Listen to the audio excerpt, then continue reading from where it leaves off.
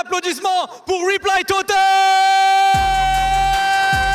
One of the most feared teams in the EMEA region, and for good reason.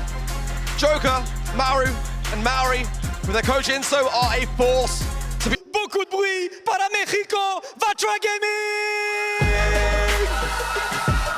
Payne, RBM, Juan Carlos, Coach Peter Jack, may at start of the year as slow burners, but that blaze grew with the competition into what is now nothing short of a fiery inferno. Struggled at the start of the year to find themselves in such a way. They've got that experience that when under pressure, they're able to look around that. Beautiful transactions there.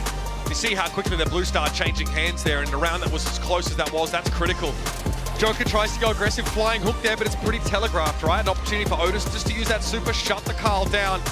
But I'm gonna be honest with you, Carl may as well be a tank. In fights like that, as soon as RBM tries to engage, it's a tailspin, protective pirouette, super hard to bust him up, and I don't blame them for being excited about how this first set has gone.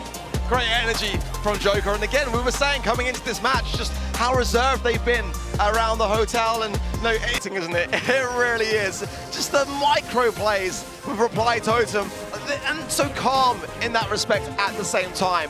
I think it goes to show again just their level of professionalism. They're just not in that headspace where they're panicking. It's just collected and so controlled in their approach. Very close stuff. Very, very much indeed, but Vatro just coming a little bit behind, and that, again, from Reply Totem just goes to show how well they fare in this matchup. Again, I think, this was really foreshadowed by both coaches coming into this game saying, we think we're like each other's mirror image. You know what I mean? Like from different regions across, across the Atlantic Ocean, we really feel like we have the same style. But look at this, by the way. Everyone's trying to body block from Mari's damage, but he just gets enough there with the last. That's right. Yeah, Teddy got it. We maybe expected a lot from Vatro coming into this tournament, right? There's a lot on the line for them here, and it's pretty intimidating. But now we see why Reply Totem were taking things seriously. They weren't pranking, they weren't running around, they weren't goofing off. They were in the tank preparing these strategies, and it pays off. They get themselves a date now with Zeta Division 1 in the quarters. That is a tasty snack right there, isn't it? Really is. I mean, this was the prediction that I had the biggest trouble with. I took my time with this one. The others I felt pretty comfortable with. Just copium at this point, Ark. I know, I'm trying to regain some. Just own it like me, I mean, I tell you what, Reply Totem have to be pleased with this result. Again, because we said, all right, a bit of a rough couple months in that EMEA region. Whereas Vatro looks so dominant here, but this might really give us an indication of how, as a region, EMEA is stacking up against the rest of the field. Ici, à Paris pour Disneyland, AC Milan Qlash!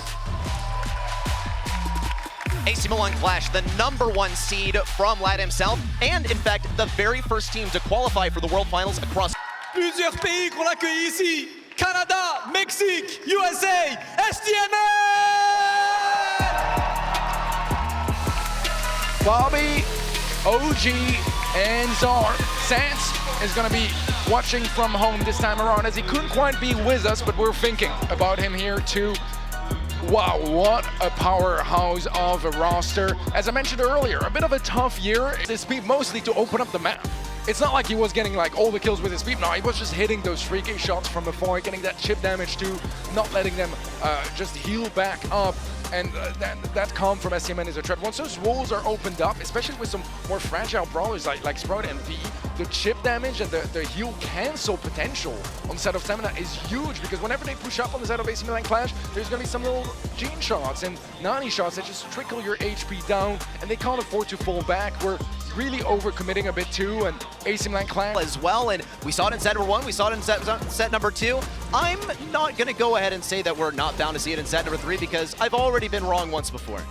I love what I'm seeing from both teams here. The strategy of opening up your side of the map, not something completely new, but something that is very welcome to see. STMN, they destroyed their walls, so they have more space to navigate, more space to juke and dodge their opponent's shots. But I love the fact that AQM, they didn't care. They were still like taking those duels and taking those fights, trying to get those out mechanics and some great positioning as well. I think Motep had a fantastic game, as well as Kyodog on the Piper. Unfortunate showing here from AQM as well. They win out first round in the last World Finals to the world STMN. champions. I mean, Then even the crowd win out can't believe in the crowd first can't round in believe it. That MSI. was And once so- again, go down in the first round to STMN. Man, what a curse on that roster of AC Milan A slot Qlash. into the goal, Third and it's all international tied up event here. where round one, they end up going home. Look at the nerves at the end. VTSM, he wanted to corner it up behind the twister, but just kind of messed things up, and you can see from their reaction that that's not what was. De bruit pour Stalwart Esports.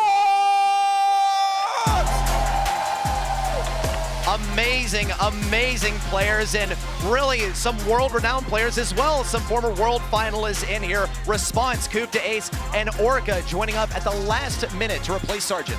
Team Queso. Avi, Ali, SSJ, and Boss.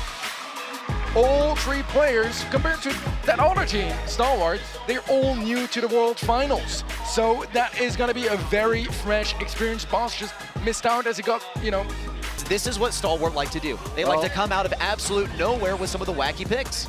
we will have seen about a minute of playtime of Nita at the World Finals. So there you go, Nita fans. Don't think they'll be satisfied. That second game was closer. I think it was maybe a bit more of a problem on Team Queso's side to go for that base raise because, I mean, let's be honest, Daryl deals an awful lot of damage on safe, and so does Carl, to be fair, especially if he can get the right positioning. It can be quite a problem. In the end, right, that first set was incredibly fast. It was like a 2-minute set, and then we move on here to knockout, and it goes all the way to the final game, the final round of the final game, as a matter of fact, and it really was hard to tell who would take it. Team Queso prevail, and now they're going to be moving forward to set number 3 with just quite a bit more momentum and confidence, as Stalwart Esports, despite having 2 world champion players from 2020, they seem to be stumbling so far.